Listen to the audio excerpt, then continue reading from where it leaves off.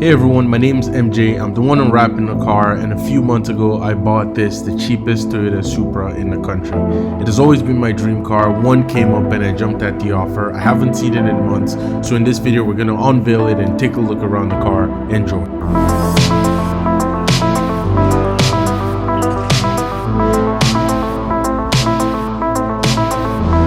As the title says, we bought the cheapest Back 4 Supra 2JZ in the country, and I think in today's world, if I'm correct, I'm not very sure, I haven't looked too deep into this, but I think we might have the cheapest 2JZ Back 4 Supra in the world. Now this one does have a lot of problems, like this here that was used to cover it because the glass doesn't go up and it's plastic, but we're going to talk about all of that I think in this video. For now, let's see if we can get in for the first time. We'll both be getting in for the first time together because I've never sat in this car.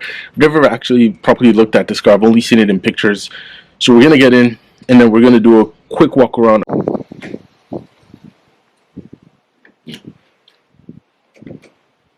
It doesn't open. Yay! Peel that off. Yeah, that's not good.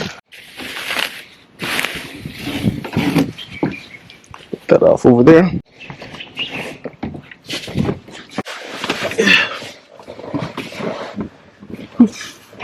So it's a lot tighter than I anticipated it was going to be, but we're in. When you buy something as cheap as this is, especially a 90s Toyota, there are a few things that you have to expect. Kind of like half a spoon on the passenger seat. In the cockpit, and we're just looking around and things are a bit rattly. That opens up like that.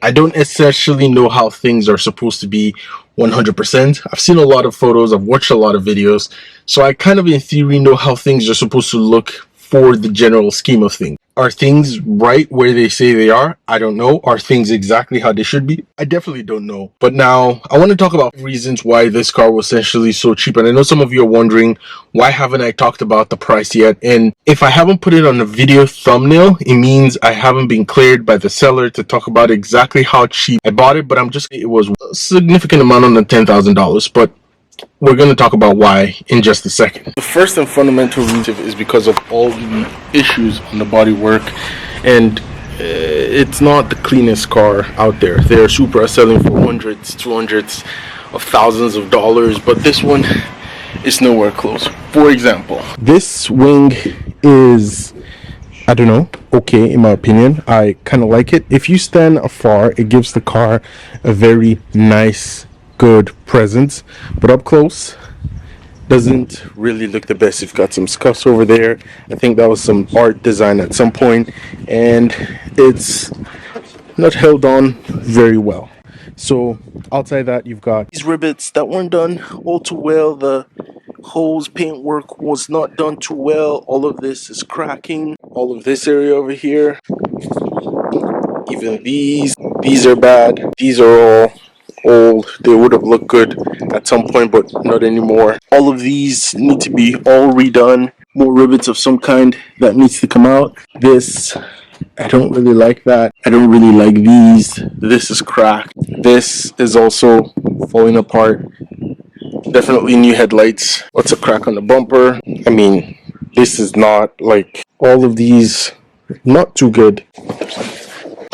Coming back into the interior of the car again, there's a few issues in the interior. Some of my big pet peeves outside this gaping hole that has to be fixed is the door panel not properly sticking on, and the part of the gauge cluster that's falling off and being held by duct tape. A lot of it, I have to say, for now, is cosmetic on the outside and the inside. I haven't run the engine at all. This is my first time, again, in the car. But another thing I'm just noticing is this is peeling off. I'm sure due to the heat in this part of the world. But you know what? I can't complain. At the price we got in and at the price these cars are selling for, this is, if not anything, a steal of a deal. It's going to take a long time and a lot to restore. I'm not going to do it all in like 3-4 videos. Heck, I'm not even going to do it all in 1 year, I don't think. But it's going to be a slow process that I get this car to where I think it can be, where I think I want it to be. The whole point of this is to show you the Back 4 Supra, and it's just still really insane that we have this car. This is a dream car of mine, and to be able to sit in a car like this that I own, that's my own, it's a dream come true. No matter the shape it is, no matter the condition it is, it's a dream come true. I never thought I would be able to own a car like this at the prices they're going, but you know what, I'm just excited to be one of these. So let's see if we can get it started. Oh, before I leave, there's this thing coming off it. The whole door card just needs to go. But yeah. So two big things that I didn't mention that affects the price is, one, it's an automatic. Although manual Supras are skyrocketing in value, there are a few automatics in certain parts of the world that you can still pick up for quite cheap. Some people manual swap them. This one is both an automatic and it's a non-turbo, so a GE version, which means it's also not the turbo highly desirable one, which also makes it cheap. And thirdly, it's in Africa. Cars in Africa are not as maintained as cars in the US, as you see. Well, I should say some parts of Africa, they are not as maintained, especially if it's a younger guy who doesn't have a lot of money to keep up with the necessary maintenance, as you will see in future videos. But this one was poorly maintained and it does need a substantial amount of work, as you see some in this video and some in future videos. If you're enjoying it so far, like, enjoy. I'll give you that. What am I supposed to do? Recording. Oh, you do it for me. So I want to jump this without. Isn't there something to hold up the? This is not strong enough, hear me. Remove your hand, let's see. Remove your hand. It's not. The video route. Is it far? It's not getting here. Huh?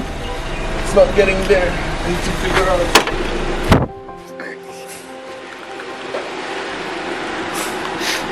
You were supposed to push this mirror. Yes, I did. I pushed this in. I'm talking about the other one. Okay. Not too much. Not a little bit more.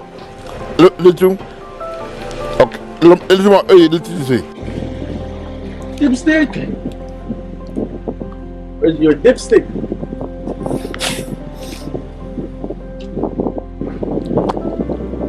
Oh, there it is. What's it? The oil seems very bad. What the level is it there? It's somewhere there. Okay. There's oil. There's power. Oh no. Okay.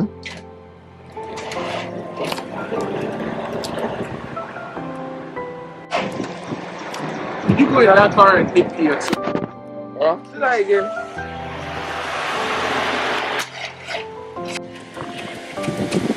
Okay, something is flicking.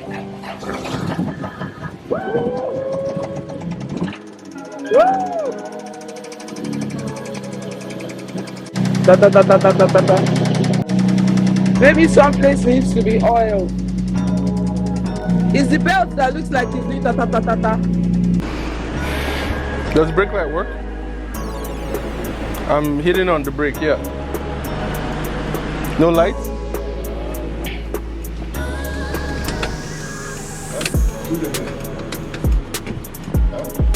I'm hit. It's probably the brake light. Probably the brake light. Okay. Well, folks, I guess that's a wrap. See you next time.